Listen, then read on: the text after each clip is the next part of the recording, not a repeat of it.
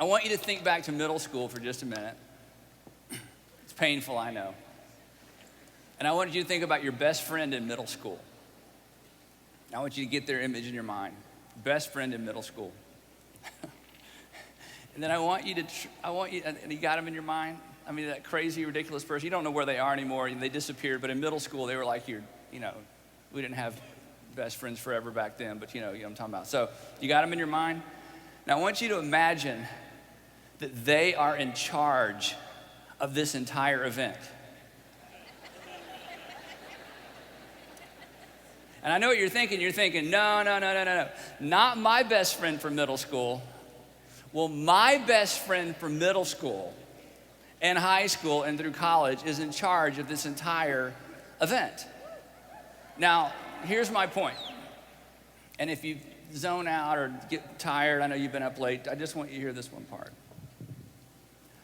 You have no idea of what God might use you to accomplish in this world.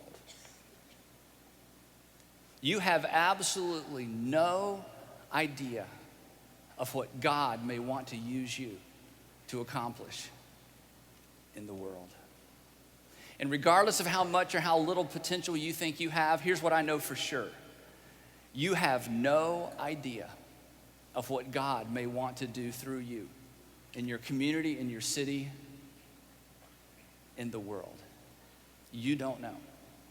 My best friend from middle school launched this whole movement. And I can assure you that if you had sat down with a lady named Mary Gillerstedt, in fact, I dedicated my book to Mary. She's 80-something years old. She was our youth director. We didn't have youth pastors. She was a woman. They weren't going to let her be a pastor anyway, okay? In those days, we were Baptist, okay? We didn't pay women right. We didn't honor them, but they did all the work. Still the truth in most churches today. Mary Gillerstedt was our youth pastor, youth leader. And if you'd sat her down and said, one day, you see those two guys over there, the ones that are always disrupting, always late, always making a party out of everything, whether it should be or not. The ones that are always disruptive, the ones that are disrespectful, the ones that tear up other people's property. You see those two guys? The one on the left, the cuter one, that one? One day, he's going to launch a movement. And it's going to impact college students all over the world. And she would have said, I don't think so. And here's my point. You have no idea what God may want to use you to accomplish in the world. And here's why I'm here today, other than the fact that Louis invited me and told me I could talk about anything I want to. I don't want you to miss it.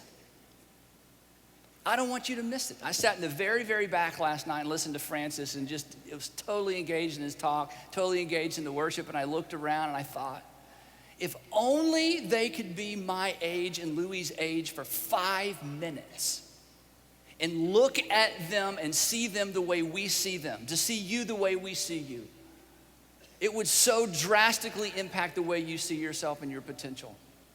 You have no idea what God could and would do through you to impact the world. But I don't want you to miss it. And most people miss it. And nobody plans to miss it. But most people miss it. See, here's what I want to talk about. I want to talk about one tiny, tiny, tiny little slice of life that's so little and so minuscule that when I tell you what I want to talk about, you may just think, oh, why are we even talking about this? But if you'll just trust me and Louis to be the old guys for just a minute and to look back on our lives and look forward into your lives and just to give you some sort of older guy advice, there's a slice of your life, there's a piece of your life that you don't pay very much attention to because nobody wants to pay very much attention to it, especially when they're in their 20s. But this little slice of life, this little dynamic, has the potential to determine, not influence, determine the direction and the quality of your life. It's so powerful, it will overpower your prayers. It has the potential to overpower your worship. I guarantee you it has the potential to overpower your commitment to Christ. It has the potential to overpower everything. It has the potential to determine, not simply influence, determine the direction and the quality of your life. It is the thing that shipwrecks and sidelines more individuals than anything else in the world. And you will either rule it or it will rule you. And because the Holy Spirit lives inside of you, you have the potential to rule it and not allow it to rule you.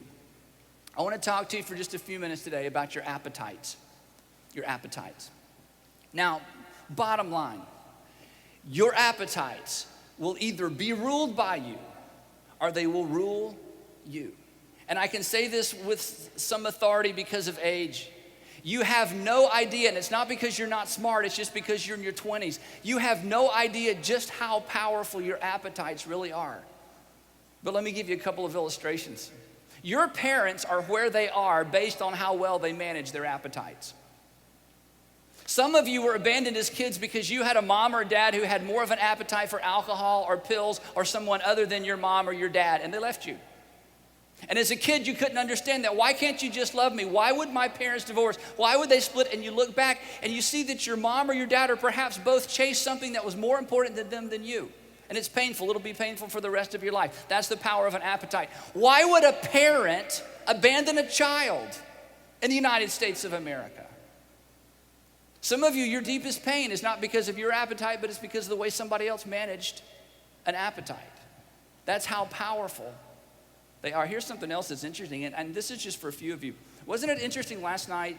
Francis was amazing. I've heard Francis a lot. Last night was like Francis like on steroids. It was so powerful. Maybe it was just me, but I just needed to hear that. The worship was so great. And then you went to late night, and that was so great. And you were like on the, if you can use the term spiritual high, I mean, you're just like, Jesus, Jesus, Jesus. And wasn't it interesting? Don't raise your hand.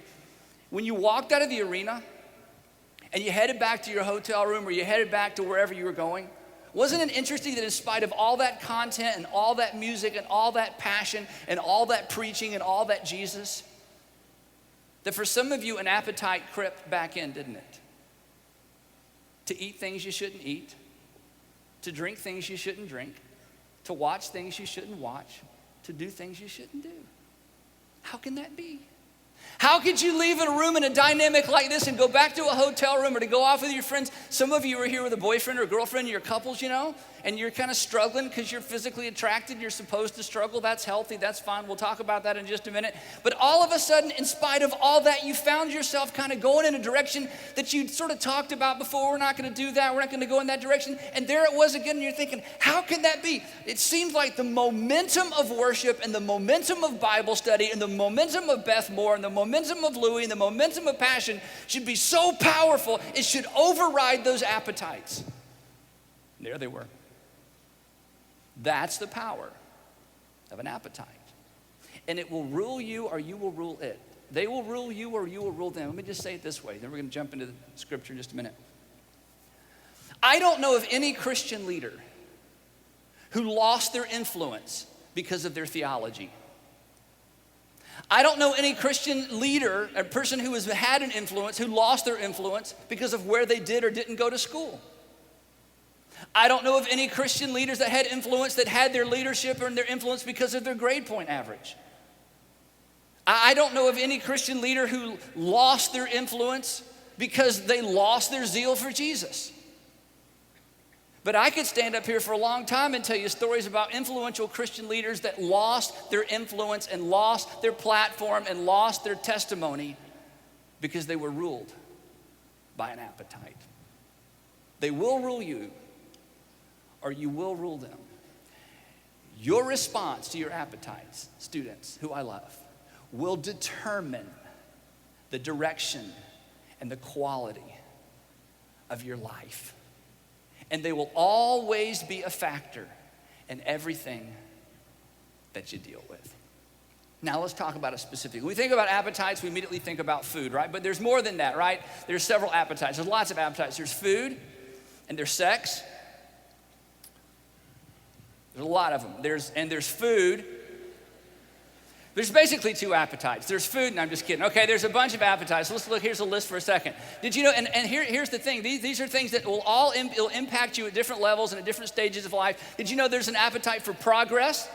Progress, I want to do better in school. I want to get a graduate degree, an appetite for progress, an appetite for responsibility. When you get your first job or your second job, you're going to want more responsibility and more responsibility. There's an appetite for respect. We all want to be respected. There's an appetite to win. There's an appetite to be loved. There's an appetite to be accepted. Did you know that you are all acceptance magnets?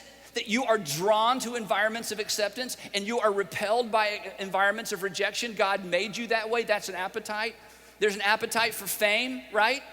I mean, there's something in most of you don't want to talk about it, but you like to be famous. If you could push a magic button and be famous, hey, I'd like to be famous. That's an appetite. There's an appetite for recognition. You want people to know what you've done and how well you've done. You know, mom, watch this. Mom, watch this. Remember when you were a kid? Dad, look at this. Dad, look at this. Mom, watch this. Dad, look at this. What is that? That's just this, you want to be recognized. There's an appetite, check this out, to be envied. Guys, is it there? There's an appetite to be envied. We want people to look at us and who we're with and go, dude, why is she with you, right?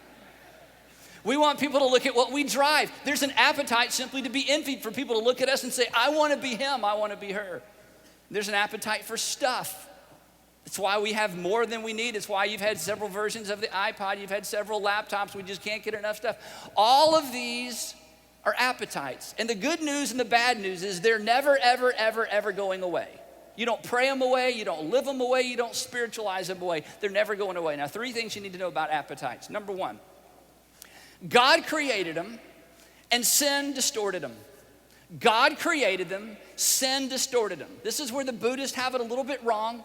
God created appetites. In fact, in the book of Genesis, God said, I'm going to give you all the plants and all the fruit of all the trees to eat. God created the appetite. And he said, then Adam, you shouldn't be alone. You need companionship. God created the appetite for companionship. That all of those appetites I just listed and all the appetites you experience in life, God created them. The appetite for progress, you serve an extraordinarily creative God. The appetite to create is an appetite from God. The appetite for progress, God loved progress. Read the Old Testament. All those appetites God gave you, but sin distorted them. Every single appetite you have has been broken and distorted by sin. They aren't bad. They're just broken. Second thing you need to know about appetites, and in fact, if you're not going to hear anything else this point forward, if you just hang on to this one idea, it'll serve you throughout the rest of your life. Appetites are never fully and finally satisfied. Appetites are never fully and finally satisfied. Would you just say that with me? Appetites are never fully and finally. Now you know this because you've sat down at a meal and you've eaten till you thought you were going to throw up. And you said, I can't eat another thing. And 3 hours later, you're at the refrigerator looking for something else to eat, right? Why? Because appetites are never fully and finally satisfied. Now, we know that when it comes to food, the same is true of sex. The same is true of acceptance. The same is true of progress. The same is true of creativity. There is no appetite that is ever fully and finally satisfied. And the lie that you will be tempted to believe for the rest of your life is that there's somebody out there that can fully and finally satisfy an appetite. There's something out there that can fully and finally satisfy an appetite. There's some recognition out there that can fully and finally satisfy an appetite. But you need to know for the rest of your life, the way appetites are designed, they are never, ever fully and finally satisfied. There aren't enough touchdowns. There's not enough kisses. There aren't enough awards. There aren't enough cars. There aren't enough shoes. Appetites are never fully and finally satisfied. You never go, oh, I'm done. I'm done. Never, ever, ever. God designed them that way. Third thing, your appetites always whisper now and never later. Appetites always whisper now and never later. Appetites always say, trade the ultimate for the immediate. Trade the ultimate for the immediate. That's what your appetites whisper to you the rest of your life. And you can't pray it away. You can't study it away. You can't scripture memorize it away. You can't worship it away. This is the way it is. God gave them to us. Sin broke them. And if you don't rule them, they rule you. And here's the tragedy from my perspective. I said, look into these two amazing auditoriums full of all of you incredible students. Your response to your appetites will determine whether or not you fulfill God's will for your life. Your response to your appetites determines whether or not you will fully embrace God's potential for you, to whether you are there to discover what God could have done, would have done through you. Had you been that person who learned to harness and keep in control these wonderful things that God has given us that sin has broken, that will never, ever go away. Now today, real quickly, I want to tell you a story from the Old Testament. It's found in Genesis chapter 25. And if you want to follow along, fine. We're going to put the verses right up here on the screen if you don't want to do that. It's a very familiar story. In fact, you may not have heard this story since you were a kid in Sunday school. It's the story of two brothers, Jacob and Esau. And in this story, I think we discover a powerful, powerful principle for understanding the power of our appetites, and a powerful principle that we can take with us for the rest of our lives to help us harness them and keep them in check and keep them from controlling us. Now, the story of Jacob and Esau, they're two brothers, right? They were twins, but they were very different. Esau was the warrior, hunter, outdoorsman. You remember this from Sunday school, perhaps? He was the man's man. He was the guy. He was loud. He was obnoxious. He could, wrestle bears and alligators. He was just like the ultimate guy, Jacob, on the other hand, was a mama's boy. Jacob loved to cook. Jacob did not like to perspire. Jacob did not like to go outside. Jacob was creative. Jacob liked to decorate. Jacob just didn't want to have anything to do with the outside because after all, it was outside. Esau didn't want to go inside because after all, that's inside. They were very, very, very different. But Esau was the oldest. Even though they were born almost exactly at the same moment, Esau was born first. And that's what brings tension to this story. Now, there's another part of this story that we don't relate to very much because it's not part of our culture. And the centerpiece of this story, as you may know, is the idea of a birthright. So let me explain that to you. We don't do this now. The birthright was something that was granted to the oldest son in a family. No matter what the son was like, the oldest, the firstborn son, got the birthright. And with the birthright came three very, very, very important things. First of all, if you had the birthright, you got a double portion of the inheritance, which meant you got at least twice as much inheritance than your brothers or sisters. That you were going to be the richest of the kids. And if you came from a wealthy family like Jacob and Esau did, that was a whole lot of wealth. And more importantly to you, it was a whole lot more wealth than your younger brothers or sisters were going to inherit. So there was a financial benefit to having the birthright. The other thing that came with the birthright was this, and this was pretty cool, is that you got to be the judge of the family. That once your parents died, if there was ever any disagreement between brothers and sisters, you got to be the judge. It wasn't a democracy. You didn't vote. You got the brothers and sisters together, you heard their case, and as the oldest son, you went, here's what we're gonna do, here's what we're not gonna do, and there was no dispute. You were the judge of the family. So with the birthright came power. And then in some strange mystical sense that we don't understand, in the Old Testament, there was a sense of blessing that came with the birthright. That if you had the birthright, there was a sense in which God was gonna bless you and bless your family in some kind of multi-generational way that nobody completely understood, but they knew this was part of the birthright. And so in the middle of this story is this desire of the younger brother to have the birthright and to take it from an older brother. But that was absolutely impossible because it was given to a brother or given to a son at birth. And yet that sets up the tension and the drama in this story. Here's the story. You maybe remember this from childhood. Once, when Jacob was cooking, because that's what he did. Once when Jacob was cooking some stew, Esau, older brother, came in from the open country, famished. There's your appetite. And he said to Jacob, quick, let me have some of the red stew. I'm famished. Now pause for just a moment. I didn't have a brother growing up. I just had a sister, I had a younger sister. I never understood this story until I had my own kids. In fact, I have three kids, Andrew, Garrett, and Allie. I have two sons, Andrew and Garrett. In fact, Andrew, my older son, he's a senior in high school. He's here somewhere in the audience, somewhere listening. Somewhere over there, I guess. Yeah, it's the cute one. Yeah, looks like his mom, fortunately. Anyway, in fact, I think that we have a picture. Don't we have a picture? Let me pull the picture. Yeah, here they are. This is Andrew. He's over there somewhere, right? This is Garrett, senior in high school, junior in high school. 18, 16. Older brother, younger brother. Now, raising these two boys, I finally get the Jacob and Esau thing. And if you're a guy and you have a younger or your older brother, you get this. If you ladies, if you have an older younger sister, you totally get this. Here's the thing. In families, the older brother never needs anything from the younger brother, ever. In fact, the older brother oftentimes wishes the younger brother would go live somewhere else, right? In some cases, the older brother sees the younger brother as kind of a gnat, because the younger brother always wants to wear the older brother's clothes, or the younger sister wants to wear the older sister's clothes, wants to be with their friends, wants the same curfew, wants to. The older brother never needs anything from the younger brother. The younger brother's always wanting something from the older brother. Isn't that right? But every once in a while, and it is so rare, every once in a while, just every once in a while, the older brother needs something from the younger brother. Now, this is such a rare occasion that smart younger brothers pause and they relish the moment. He needs me. She needs me.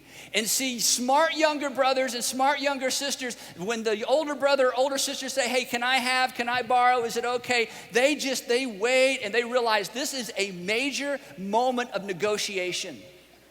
So when older brother has to ask younger brother for something, guess what younger brother does? Younger brother thinks, okay, what is the most valuable thing older brother has? Let's start with that.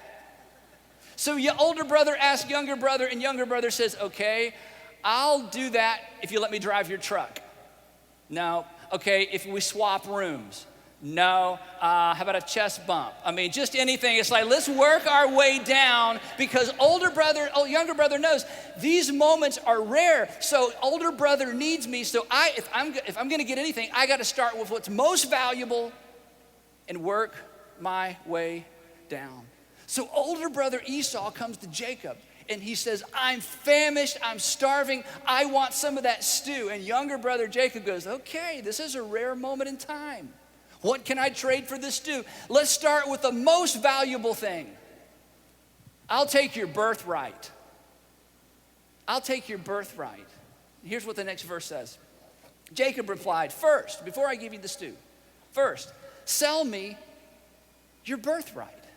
Now, this is where the story gets really strange. Because from our perspective, we have to ask the question, who in their right mind would trade their birthright for a bowl of stew?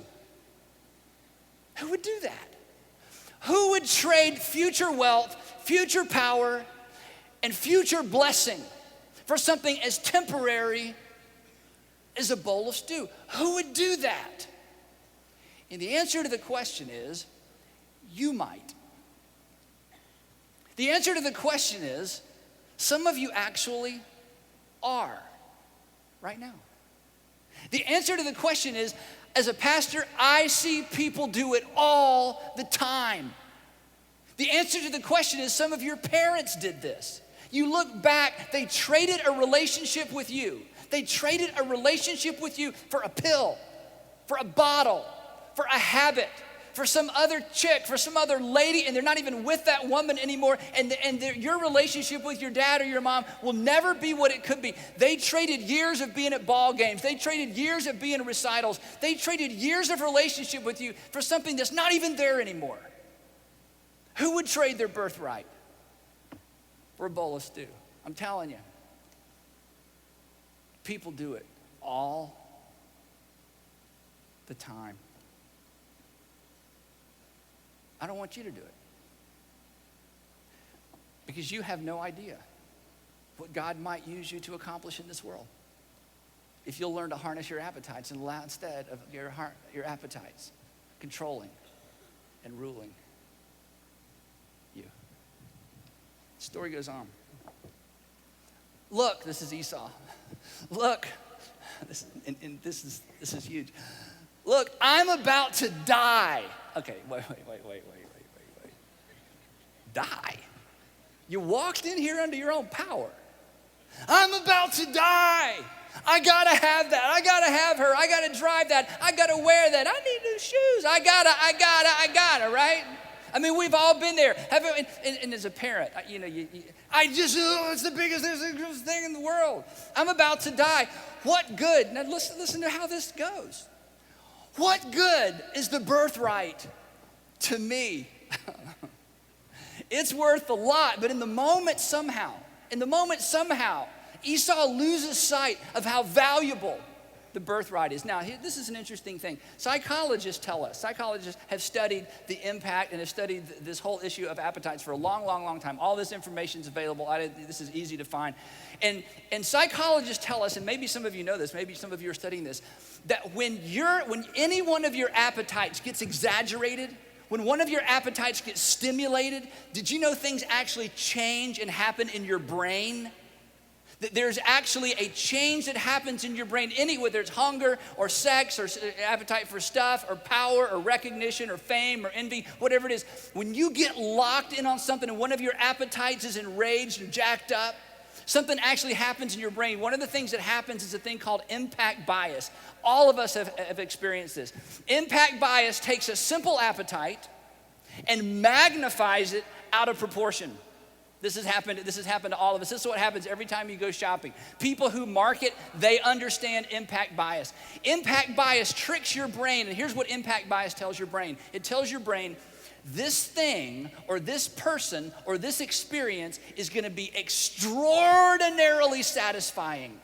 It exaggerates the satisfaction that you'll receive if you buy it, ask her out, do whatever, go wherever, experience whatever. Impact, when you get locked in on something, your brain lies to you. Impact bias, it just focuses you in, and it tells you it's gonna be better than you ever thought it would be. This is why you have buyer's remorse. You're in the mall, you're shopping for a car, you're wherever, you think, I gotta have it, you're at the Apple store, you're wherever, it's like, oh, I gotta have it. And then you get it, and you get it home, and about 2 weeks later, you're looking at it, and the credit card comes in, and bill comes in, and you're like, why did I do this? I'll tell you why. Impact bias. It was presented in such a way that you thought, wow, and your brain said, it's gonna be awesome, and then it was just okay. Impact bias. The other thing that happens in your brain, this is kind of interesting, it's called focalism. Now, we've all experienced this.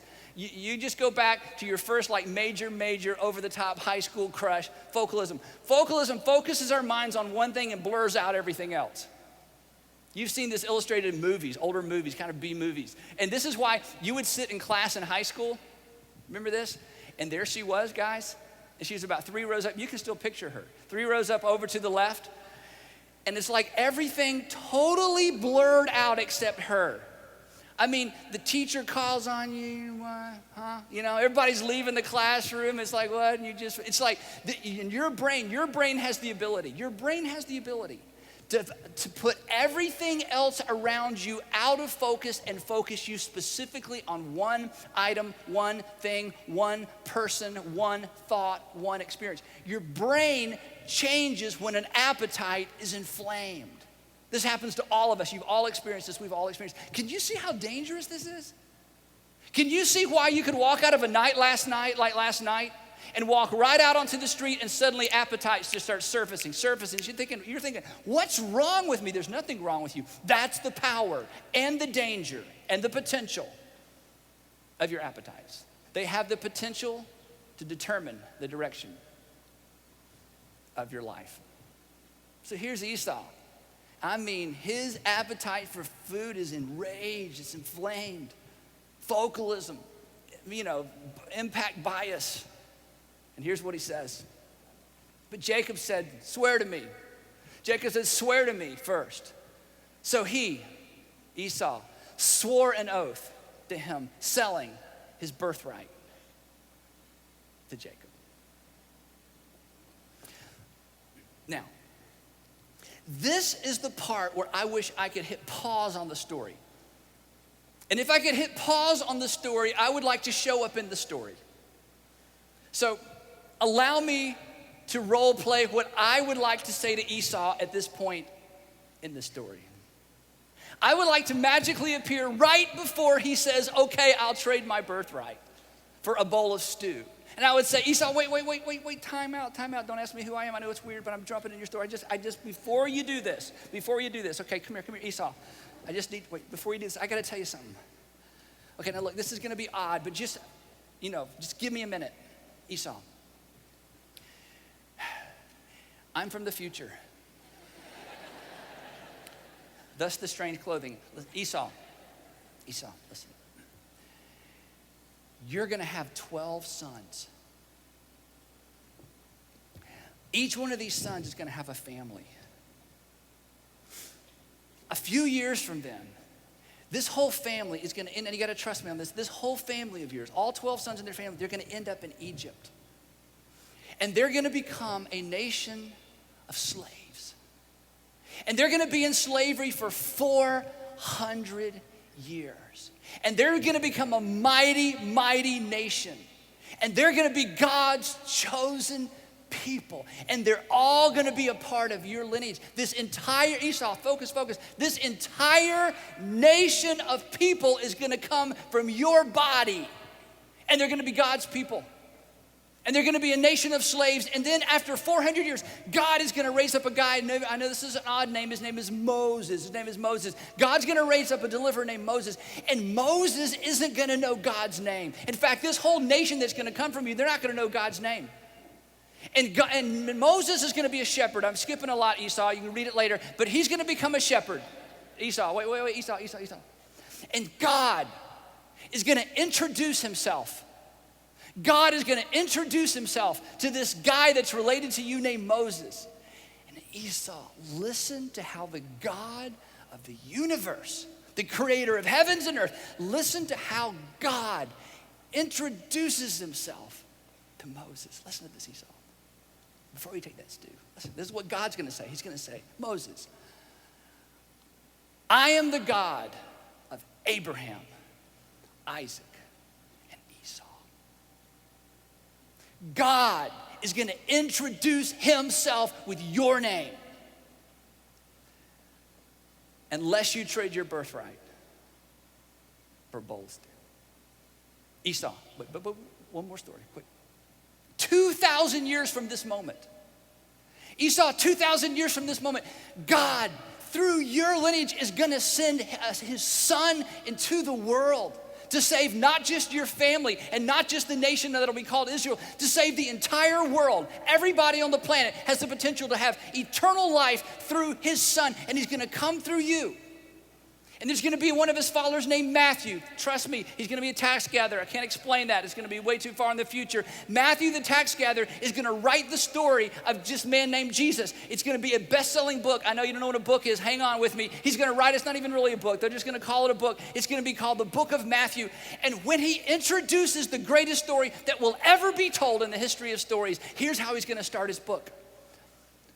Abraham begat Isaac, who begat Esau. And from Esau came the Messiah, the Son of God. Now, Esau, I know you're hungry. Do you want to trade all that for a bowl of stew? Because if you do, God will introduce himself to Moses as the God of Abraham, Isaac, and your little brother Jacob. And Matthew will introduce the Savior as the grandson, Jacob, who was grandson of Abraham.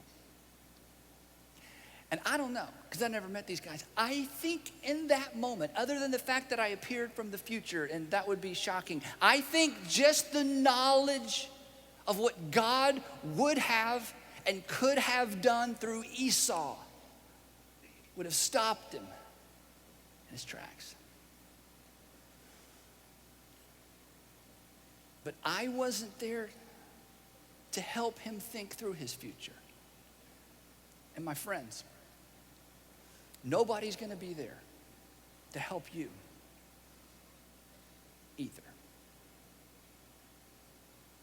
You're like Esau. You have no idea what God might do through you if you will surrender your appetites to him and live for him fully. You have no idea. In other words, you have no idea what hangs in the balance of your willingness to refuse to trade your future for a bowl of stew. Story continues. Then Jacob gave Esau some bread and some lentil stew. And he ate, watch this part. Students, I'm telling you, this is your future if you're not careful. He ate and drank and then got up and left. So Esau despised his birthright. He ate and he drank, and the stew was gone, and so was the birthright. And his destiny was changed because of an appetite that he couldn't harness. Do you know how important this is in your life right now? This is a tension that never, ever goes away. If you think, well, once I'm 30, well, once I'm 40, once you're dead, this won't be a tension anymore. But until then, every single day of your life, students, every single day of your life, you will be tempted to trade your future for some bowl of stew. And in the story, I think we get the big picture in terms of how to address this. Do you know how you have to address this through the rest of your life? It's called reframing. Would you say that word with me? Reframing. One more time. You know what it is? It's looking at that bowl of stew. It's a relationship. It's a shortcut in school. It's a, well, I don't need to really try as hard there. It's a, you know what, nobody else is gonna know. Everybody else is doing it, whatever it is. It's looking at that bowl of stew and stepping back and say, wait a minute. In light of my future, in light of my life, in light of what God might do through me, in light of what I'd love to see God do through me, is it really worth trading my future for this? Is it worth trading the ultimate for the immediate? It's reframing. In fact, I think one of the best exercises you could begin today is to get a piece of paper out of your journal or a notebook or borrow paper from somebody at some point and write this across the top. 5 years from now. 5 years from now. Just 5 years from now, ... And throughout the day and every night for the next few nights and every morning for the next few mornings, just write whatever comes to mind. 5 years from now, here's where I want to be, God. 5 years here from now, here's where I want to be academically. 5 years from now, here's where I want to be spiritually. 5 years from now, here's where I want to be in my relationships. 5 years from now, here's where I want to be in terms of this habit, in terms of this addiction. 5 years from now, and to begin to put on paper your vision and your picture of your preferred future, because it's only in measuring your current temptation against your preferred future that you'll have the perspective you need that Esau lacked to move forward and harness your appetites, because your appetite only knows one word, it's more, and your appetite only has one little spot on the clock, and it's now. And by reframing, stepping back and asking the question, wait a minute, what's at stake? What's at stake? What's at stake? And the answer to the question, what's at stake, is you don't know, you don't want to risk it because you have no idea what God might do through you, what God could do through you.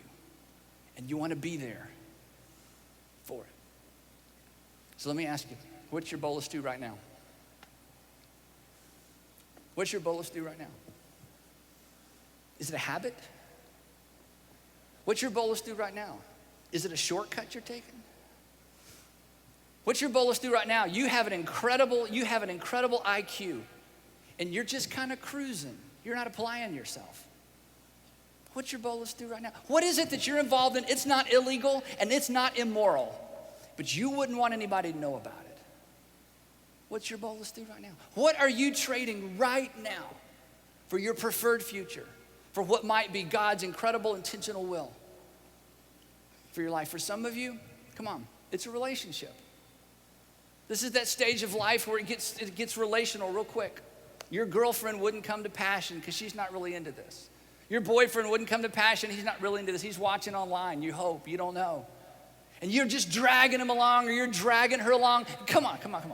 And you know in your heart, if you were to say, God, is he or is she your will for my life? You already know the answer to that. You're trading your future for someone that God loves and Jesus died for, but who is not right for you now. And he or she, it's got to go.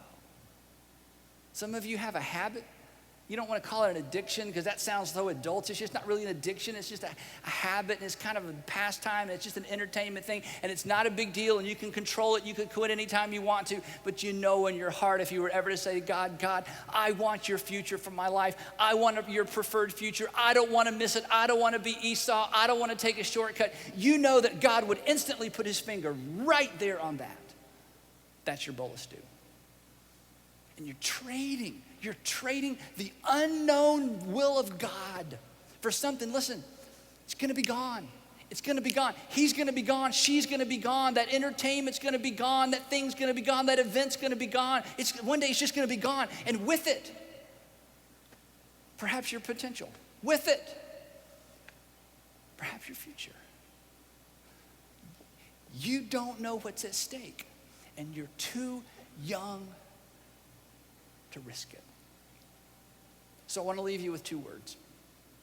Reframe. Reframe. Reframe. Reframe. Reframe. I'm so locked in, bias impact, focalism, just so locked in. It's hard to get my mind off. I'm going to step back and say, okay, I'm reframing all of my temptation in light of my future desires, in light of what God has, in light of the kind of relationships I want to have, in light of where I want to be financially, in light of where I want to be spiritually, academically. Reframing. I'm not trading all of that for a bowl of stew. Reframe. Reframe. Reframe. Reframe. Someday, some of you will lead this movement. Someday, some of you will lead the leading churches in the United States of America.